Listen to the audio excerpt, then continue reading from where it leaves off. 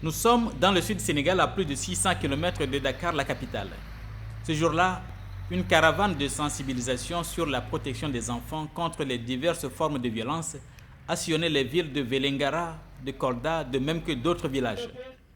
Ceci à l'initiative de l'ONG World Vision. C'est un projet qui vise essentiellement à asseoir les initiatives communautaires de protection de l'enfant. Que la protection de l'enfant soit l'affaire de la communauté avant d'être l'affaire de tout autre intervenant. Entre viol, non-enregistrement à la naissance, mendicité, mariage et grossesse précoce, les violences faites aux enfants sont le lot quotidien au Sénégal, particulièrement dans la partie sud du pays. Ainsi, à la place publique, dans des marchés ou des écoles, d'intenses séances d'information et de sensibilisation ont été organisées. Ce sont des réalités, puisque même au sein de notre département, pour l'année 2012 seulement, il y a plus de 200 filles qui étaient en état de grossesse. Pour l'année 2011-2012. Vous savez que ça c'est trop, en tout cas c'est réel.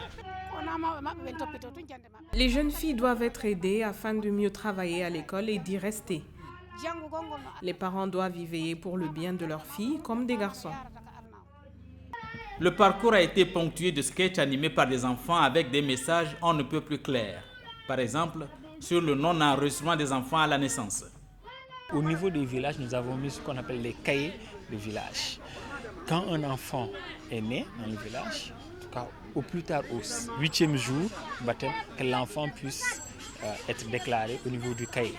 Le chef de village porte le nom de l'enfant, le nom de la mère, des parents globalement, et les parents donnent 200 francs.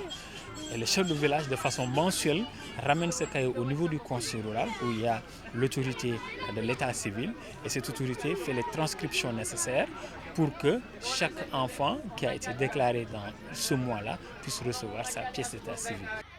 Au total, une dizaine de villes et villages ont été traversés par cette caravane de sensibilisation. Des artistes, comédiens ou musiciens, à l'instar du groupe Daradi Family, ont mêlé leur voix à la campagne à travers des concerts pour dénoncer les différentes violences faites aux enfants. Un véritable travail de longue haleine.